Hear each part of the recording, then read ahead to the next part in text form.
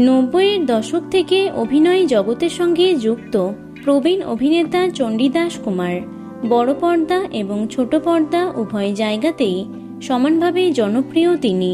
কে আপন কে পর, সাহেবের চিঠি, উমা রোজাসহ একাধিক জনপ্রিয় ধারাবাহিকে দাদুর চরিত্রে অভিনয় করে দর্শকদের নজর কেড়েছিলেন তিনি।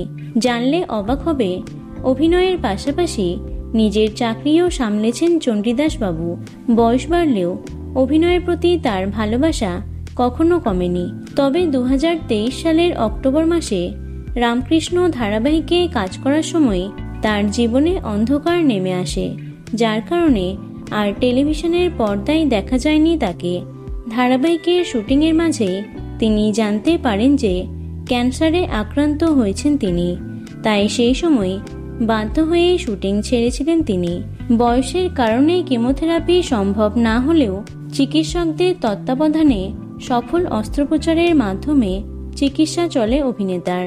বর্তমানে ধীরে ধীরে সুস্থতার পথে এগোচ্ছেন তিনি। চলছে নিয়মিত ওষুধ এবং স্বাস্থ্য পরীক্ষা। 85 বছর বয়সে এসেও পরিবারের ভালোবাসা, চিকিৎসা এবং মনের জোরকে সঙ্গী করেই এগিয়ে চলেছেন তিনি।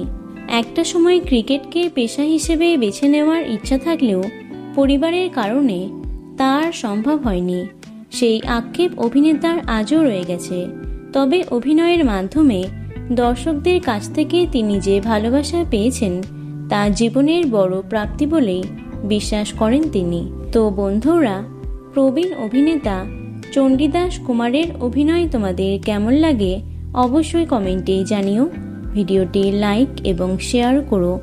এছাড়াও টলি দুনিয়ার অন্যান্য খবর পেতে চ্যানেলটি অবশ্যই সাবস্ক্রাইব করে রেখো। ধন্যবাদ।